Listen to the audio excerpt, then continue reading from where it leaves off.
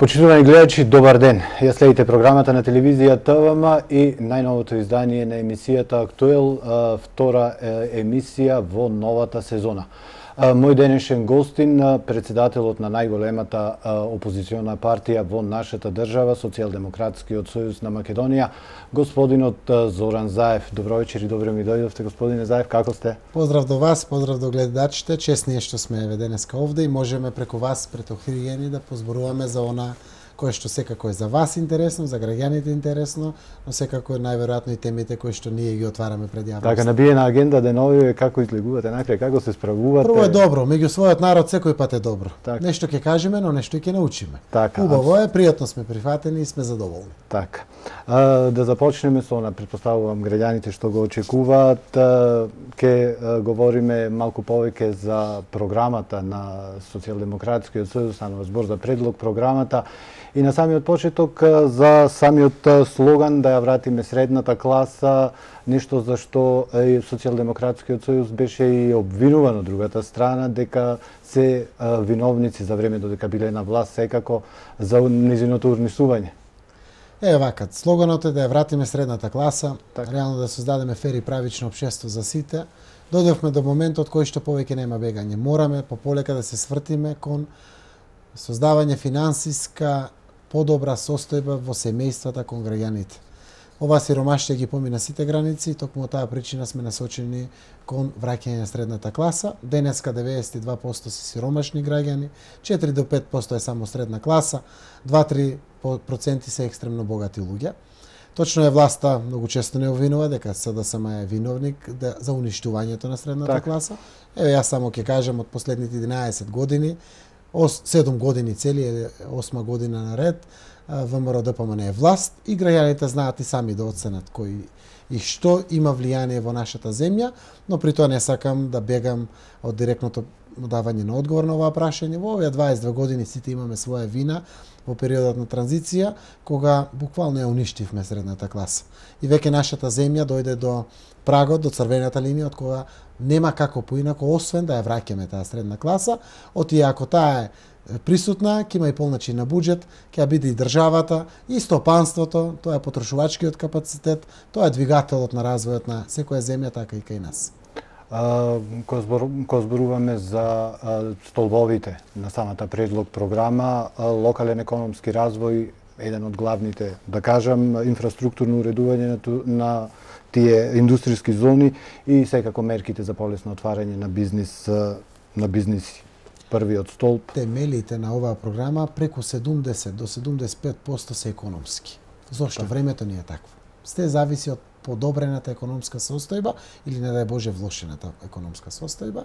Ние тежнееме со намера да ја подобриме таа економска состојба и тука ни е се скоро врзано со економијата.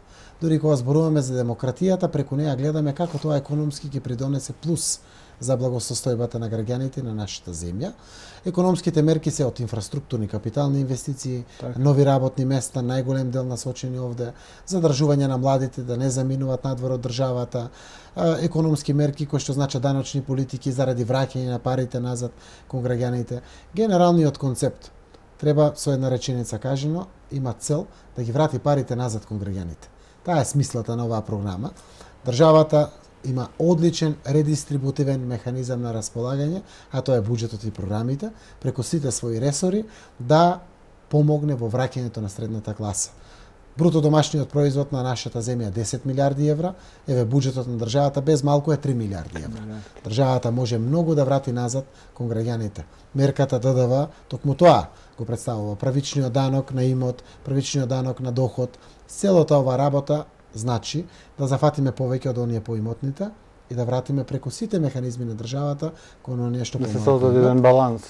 Тој баланс кон кој што тежне секој општество во нашата земја беше подзаборавен. Знаете, патриотите македонци, патриотите албанци, турци водеа постојано битка за некои права, етнички права, на било кој, албанците, македонците, турците или било кој. Заборавија на овој најважниот баланс. Тоа е социјалниот баланс во општеството.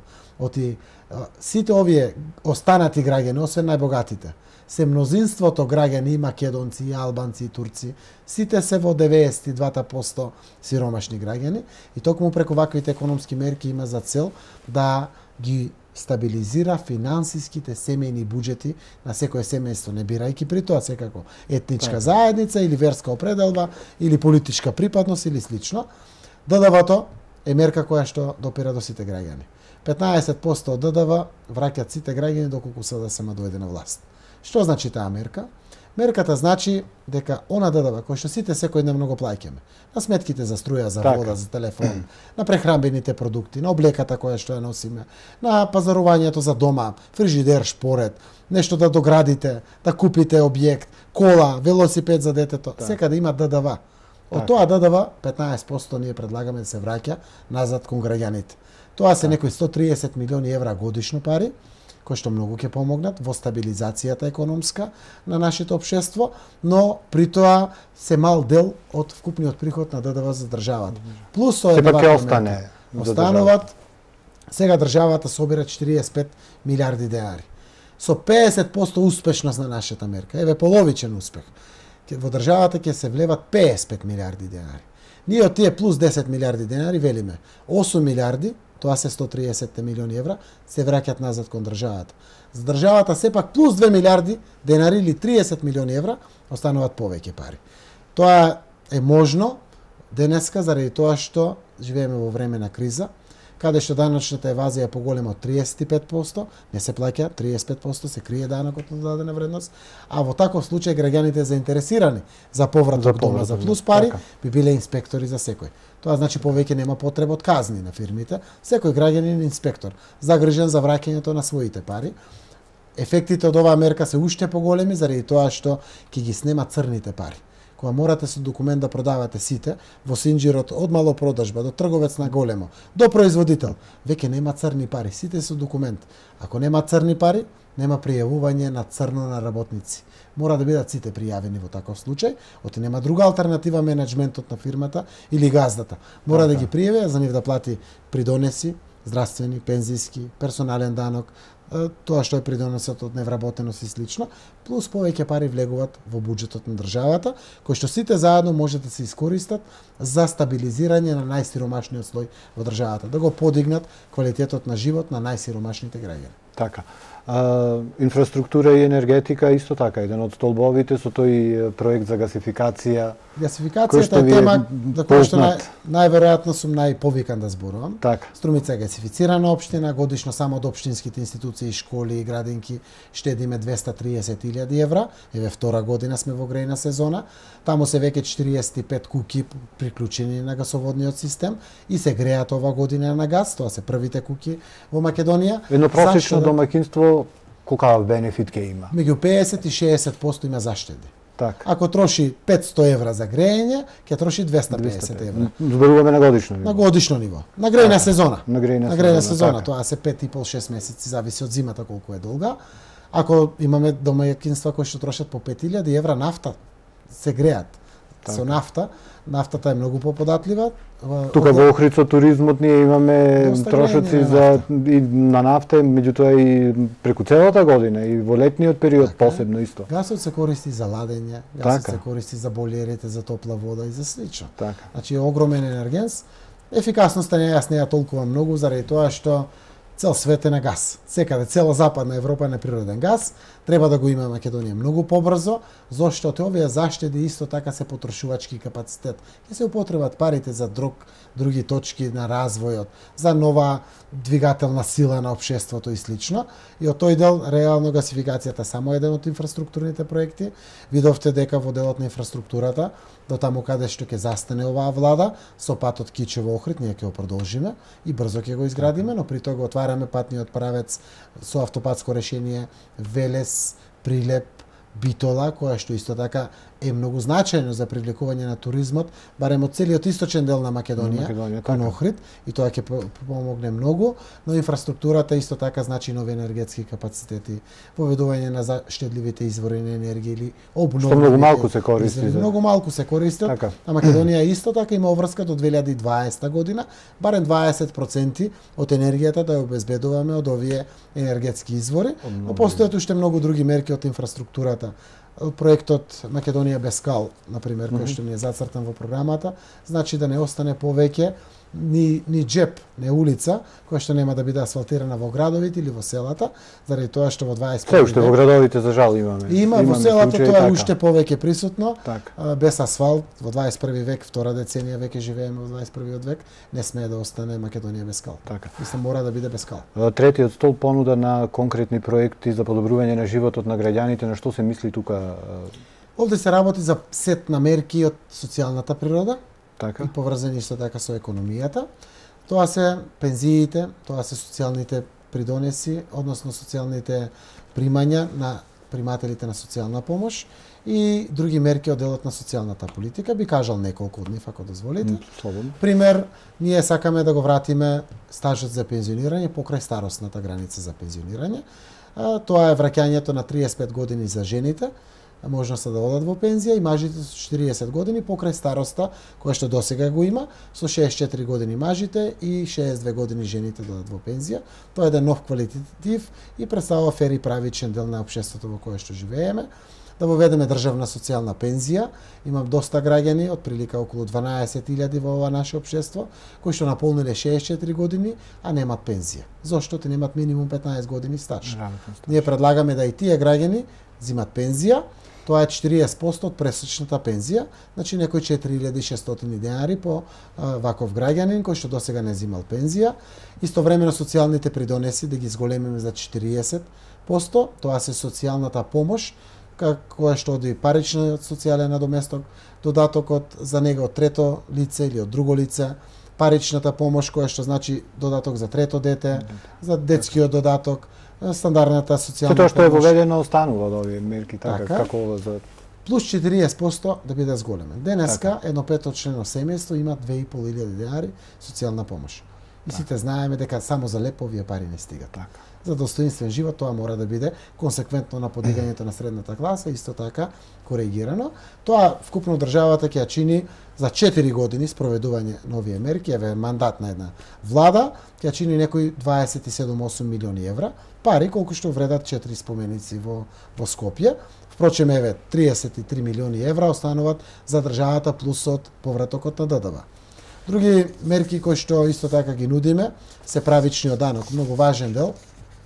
Денеска без разлика дали некој зима 100.000 денари плата или 10.000 денари плата, плаќа 10% персонален данок на доход. Ние мислиме дека тоа не е фер и не е правично и треба рамноправно секој согласно доходот да плаќа и персонален данок на доход. Така да нашиот предлог е секој граѓанин кој што има вкупен приход до 1000 евра месечно да плаќа 9%. Досега сите плаќаат 10%.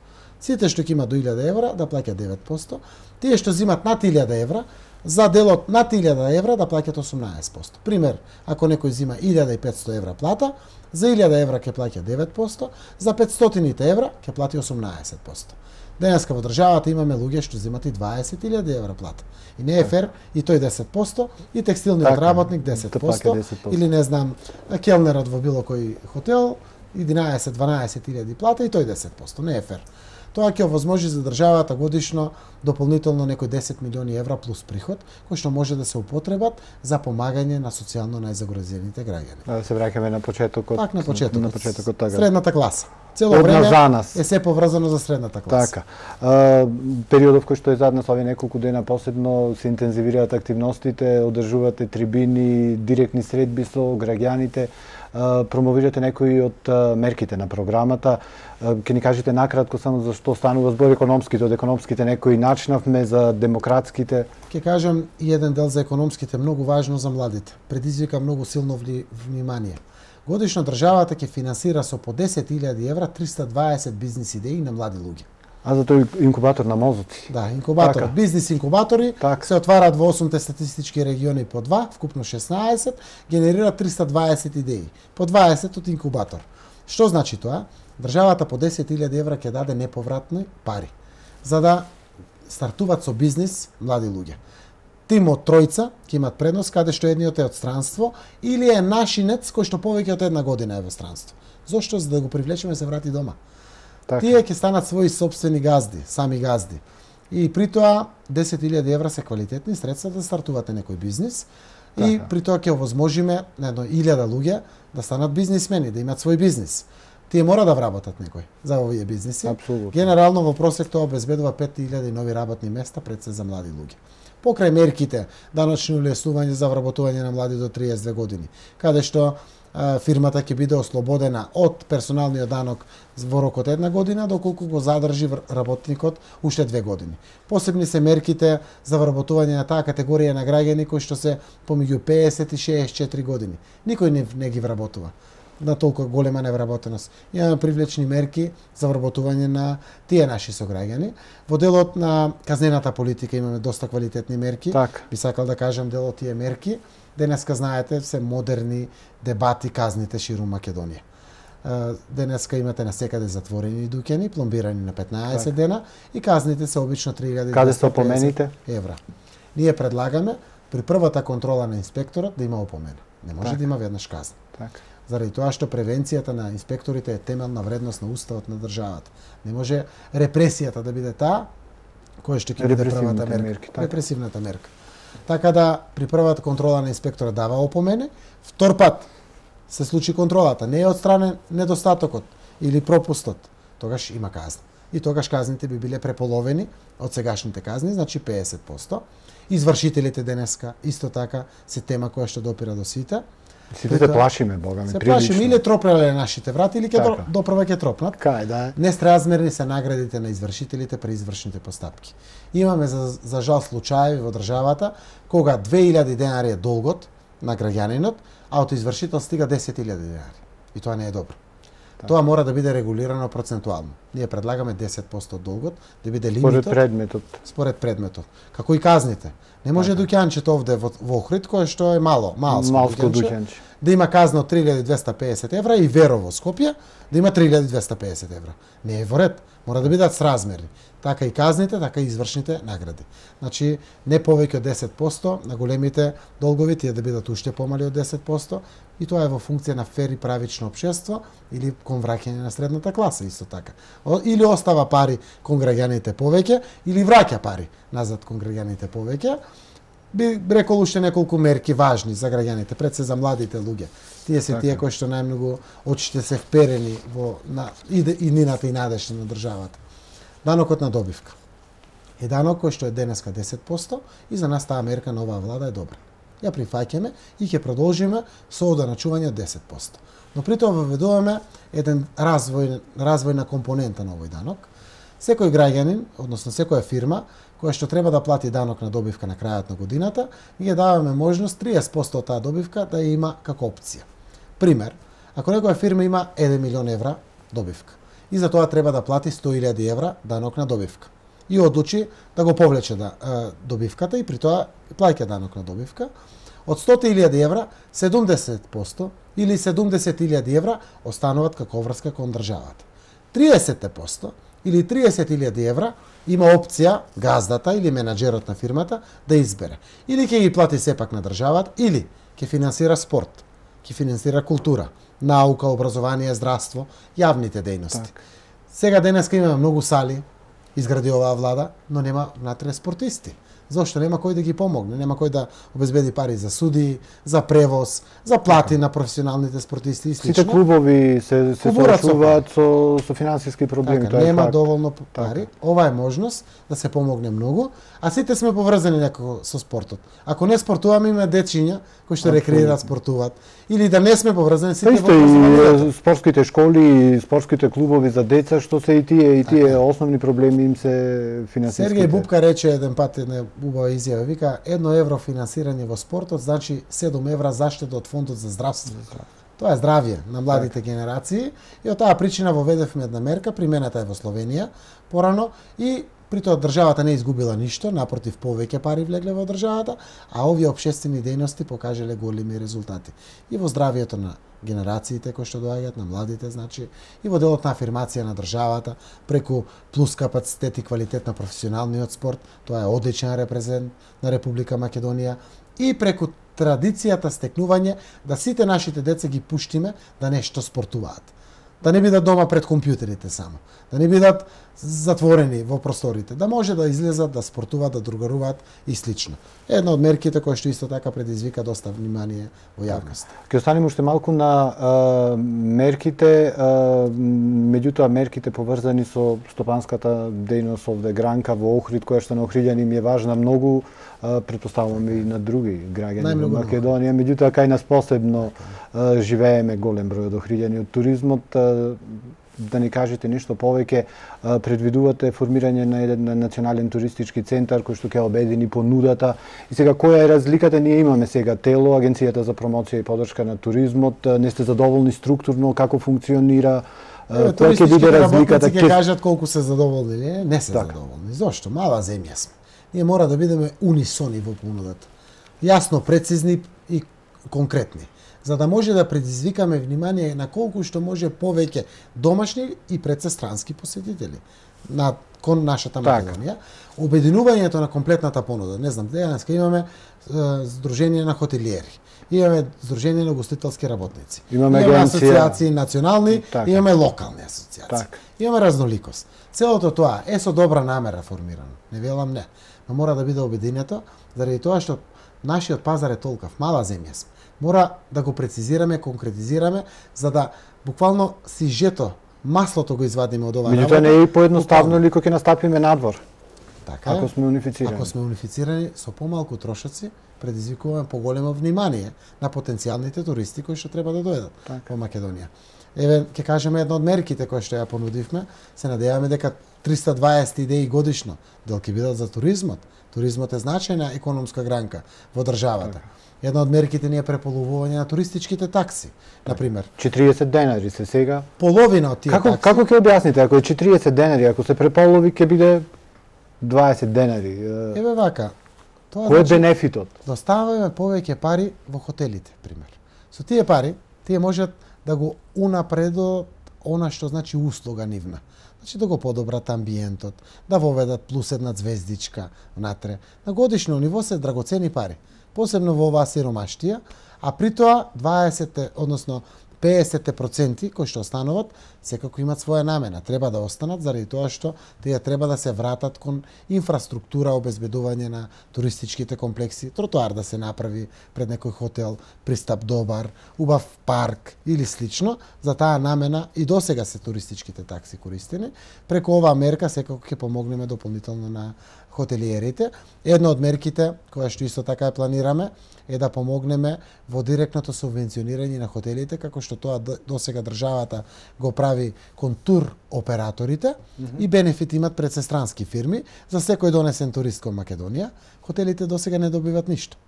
Треба да пуштиме една ваква помош и кон хотелите, која што ќе предизвика за домашните туристи. Ќе предизвика внимание нам да тргнам од дома, еве јас од Струмица, и да дојдам викенд, продолжен викенд во Охрид. Заедно со моето семејство, ништо посебно. Правам туристички промет, се одржуваат хотелите, секако во овие тапа периоди, на пример зимскиот период за Охрид, или не знам летните периоди за Шапка или Крушево, да ги избалансираме, ќе предизвика дополнително внимание која знаат граѓаните наши, имат стимулација од државата да го конзумираат туризмот, да бидат присутни насекаде. Постоја доста мерки од туризмот. Ова ме интересира посебно единствениот тарифник на туристички услуги. Исто така тоа значи унифицирање на туристичките услуги согласно маркирањето во делот на звездички, на она што значи капацитети изградени на понудата и да има единствен тарифник. Тоа предизвикува многу често разноликост, евазија даночна и нефер и нелојална конкуренција и понуда. Унифицирањето ќе не доведе сите да бидеме чисти. Меѓутоа, колку туристичките работници ќе се согласат со унифицирање, постојат ето случаи кои што воопшто не сакаат нивниот објект, зборувам, да биде категоризиран. Но кога имаме едно унифицирање, тие може да кажат, извинете, ние сме поевтини од унифицираната цена за ваков стандард на услуги кои што ги нудиме. И при тоа сакаме со тоа да привлечеме. Но да има рамка за оваа работа. Таа рамка на секој му е од помош и ќе помогне многу во делот на неговото организирање и пласирање на услугите. Согласно европските нормативи, тоа е веќе екзактна наука, а ние се стремиме секако кон Европска унија. Тогаш ова е применливо по европските стандарди. Дел од мерките не ги измисливме ние, кај што дале резултат, посебно во земји кои што се со развиен туризам. Она што дало резултата е применливо овде, се трудиме да го вградиме во нашето општество и преку тоа користа да ја имат сите граѓани. Господине Заев, знаете да кажете дека македонците живеат едно тешко време. Живеат во едно тешко време. Мислите ли, има ли реални шанси да се создадат услови за да ја вратите таа средна класа, ќе се вратиме повторно? Ево вака, јас сум доста време актуелен политичар во државата. Од 2006 сум во врвот на раководството на СДСМ. Од 2005 водаме една од поголемите општини во Македонија. Претходно година и пол бев член на Собранието на Република Македонија. Се сметам себе си за прилично упатен човек, а се сметам за економист кој што доаѓа од деловниот сектор. Јас сум недвојбено, некомпромисно убеден дека во ова наша земја може и подобро и пострекно да се живее. Може не да бидеме Швајцарија веднаш на Балканот, но можеме подобро и пострекно да живееме, знаејќи ги нашите ресурси и капацитети, нашата географска поставеност и нашата пред се позиционираност во Европа или на меѓународните пазари, сите наши предности и слабости. Тврдам дека Македонија може преку буџетот само многу да помогне на својот граѓанин, на своето семејство. Ова редистрибутивна улога која што мора да ја одигре владата преку буџетот е од огромно значење во зајакнување на финансиските капацитети. Средната класа е тенденција на сите општества. Кај нас беше подзаборавена не 8-те години, само 22-те години од самостојна Македонија. И реално ние мораме поинаку да се однесуваме во времето во кое што доаѓа. Впрочем, нема и како поинаку. Сме стигнати до дното. Денеска државата е задолжена повеќе од 40% од бруто домашниот производ. Министерство за финансии вика 34,1%, јас велам повеќе од 40%. Ако ги ставаме долговите на општините, на јавните општински предпријатија, повеќе од 40% сме задолжени. Стопанството е клекнато на колена. Живеат фирмите кои што се уште имат можност до кредит да дојдат. Граѓаните си знаат сами по себе. Го кубурат и го крпат месецот, како да го поминат. Дел живеат со исклучи на струја, зимно време. Дел не можат своите деца да ги пуштат на училиште или на студирање. Дел од нив не може да замислат да купат возило. Нема пари за прехрана, не па да имат квалитетен живот. Со тоа ние мислиме дека постои единствена опцијата отворена пред државата, да парите се враќаат назад кон граѓаните. Само на тој начин ќе не ја биде Македонија. И при тоа сум убеден дека ако таа тенденција која што имаме поставено пред нас, а тоа е, со една реченица кажено, вкупен приход, повработен, во нејавниот сектор, да биде 450 евра, тогаш ќе кажеме да, ја достигнавме средната класа. Денеска платата е 250 евра просечно. Но граѓаните имат приход од кирија, имат приход од дополнителна земјоделска дејност и слично. И тој приход некаде доаѓа да биде околу просечна плата, согласно Сојузот на синдикатите, околу 300 евра. 450 евра е вкупната тенденција која што би се остварила преку сите дополнителни приходи, еве повраток на ДДВ, рамноправноста во доначувањето, оставање повеќе пари кај посиромашните, а зафаќање од оние побогатите. Тој баланс, ако успееме да го стигнеме, да преку 80% барем бидат со приход повработен во нејавен сектор од 450 евра, тогаш можеме да кажеме дека за Македонија специфично сме стигнале средна класа. Во Словенија тоа е 1200 евра. Не знам, во Бугарија е 550 евра. Денеска за Македонија 450 евра. Од каде тргнуваме? 30.000 денари е согласно синдикатите потрошувачката кошничка на едно 4-члено семејство од каде што двајцата се возрасни. Тоа значи 500 евра е трошокот на едно семејство месечно. Со 450 евра повработен, значи имаме 900 евра дополнително пари кои што би биле приход на едно семејство. Таа разлика од 400 евра, што значи сама по себе потврда за средната класа. Ќе имам можност за годишен одмор, барем 10 дена за мене и за моето семејство. Да имам можност да ја поминам грејната сезона без проблеми. Да го студирам моето дете онака како што мислам дека е најдобро за него. Тоа значи минимум овозможување на квалитетен живот на една средна класа. Така се дефинира финансиски средната класа. И тогаш Европската унија и не делува така далеку.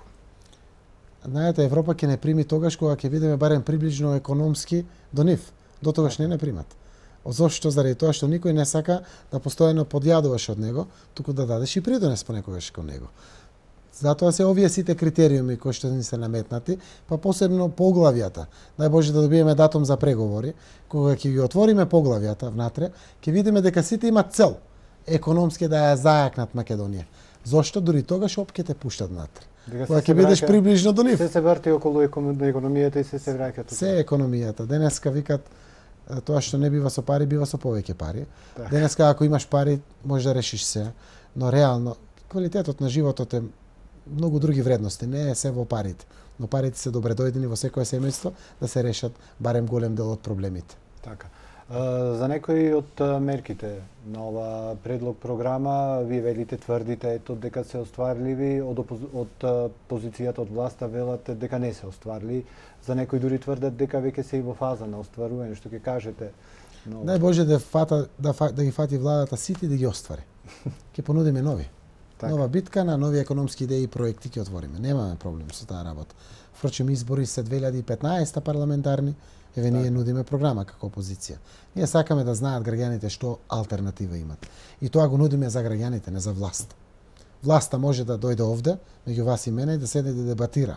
Директно. Не само вие да ме прашате, ме праша и Груевски. Директно за деталите од било која мерка. Ама да можем и јас него да го прашам за одредени работи. Тоа е добро за демократијата. Прво, сите овие мерки спроведени на купче, со половичен успех.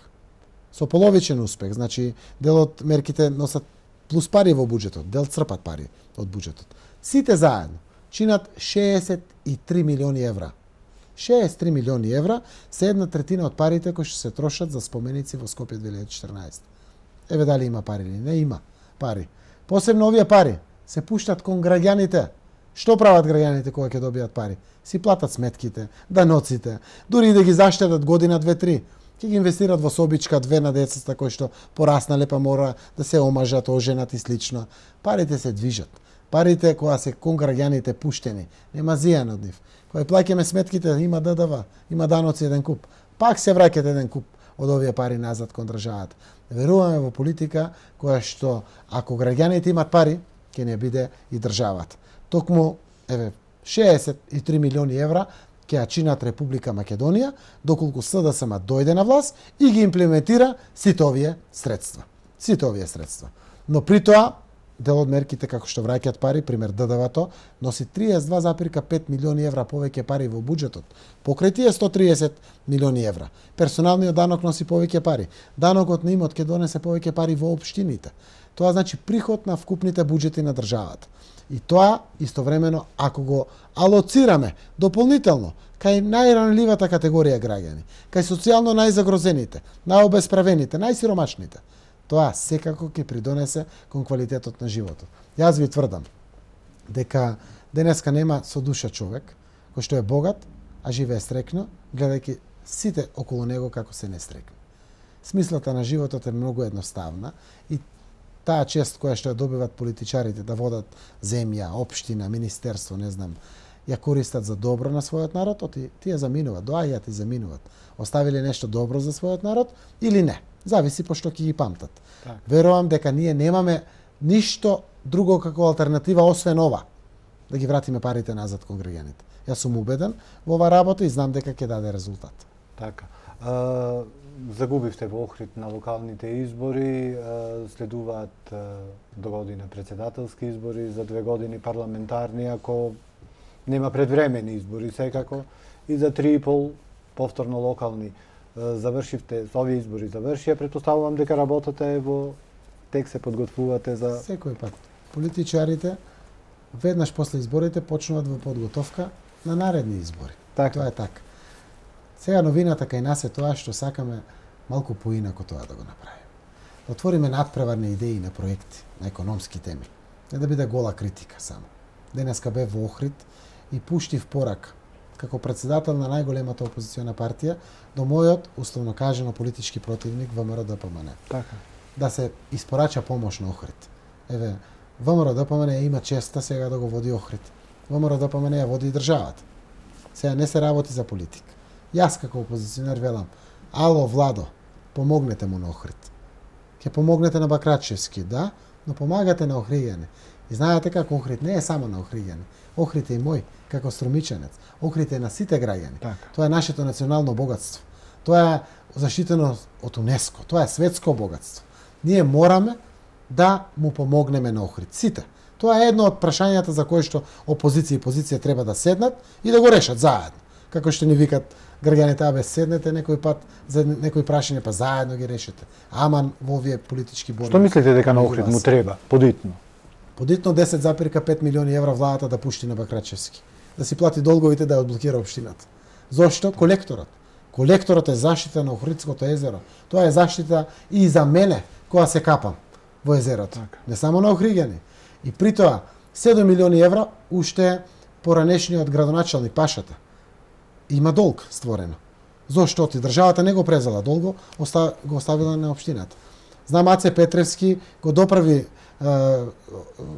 колекторот кај Пештани. Многу значаен дел од Охридското езеро. 1,5 милион евра трошеше пари. Кога беа поплавите пред 3-4 години, санира дел од колекторот за 1 милион евра. Имаме дополнително доградба на колекторот на други делови од 1 милион евра. Сите заедно се 10,5 милиони евра. Значи не на Заев да ги пушти Груевски парите, на Бакрачевски, да му помогне на Охрид, да го олет. Па така јас би имал подобра фер шанса како градоначалник на Струмица да се надпреварувам со градоначалникот на Охрид. Тоа ќе донесе квалитет и за Охриѓани и за струмичани. Треба да му се помогне. Затоа денеска ја пуштивме оваа порака од наша страна, презентирајќи ги мерките од децентрализацијата на власта од нашата политичка програма. Така. И за самиот крај на емисијата, трет мандат сте градоначалник на Струмица, така? Сега сте председател на најголемата опозициона партија. Како балансирате? Имате ли воопшто време за себе, за семејството? Татко ми беше магазинер во ЗИК Струмица, па и јас не го видов. Така да во овие години нормално е најверојатно да се работи. И таксистот вози по 15 часа и тој не го гледа своето дете. А јас замислете имам чест да водам голема политичка партија со аспирации да бидам прв човек во влада во идни. Така да овде нема право на жалење или кукање. Так. Општината 9-та година е водам, реално да чупниш добро тера, има силен финансиски капацитет, трошам секоја сабајле од 1 до 2 часа време овде, каде што добивам извештај од претходниот ден и давам задачи за наредниот ден. Се потпишуваат сите неопходни документи, да не чекате. И за веќе рутина станува тоа. Станува рутина. После тоа сум по Македонија. Насекаде тргнат, еве денеска во Охрид, вчера бе во Сопиште, утре сум во Кочани и така натаму и така натаму.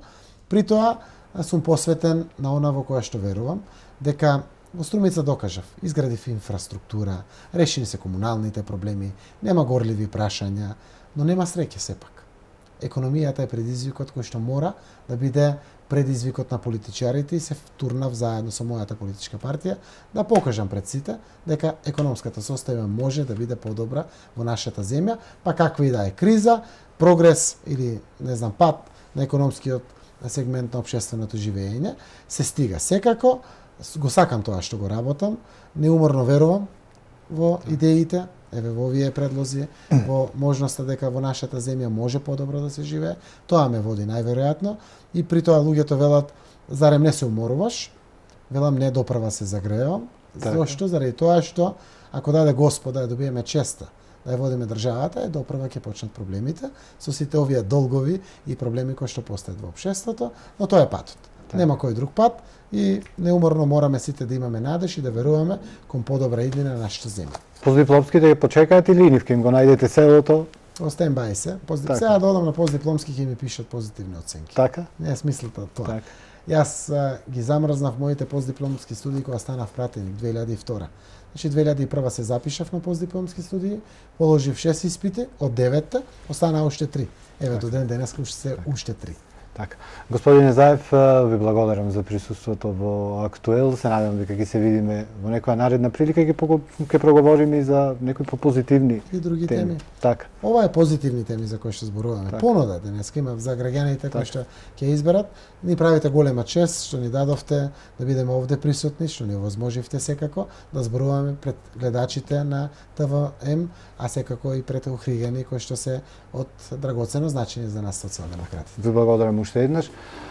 Почитувани гледачи, го следевте најновото издание на Актуел. Мој денешен гостин, председателот на Социјалдемократскиот сојуз на Македонија, господинот Зоран Заев.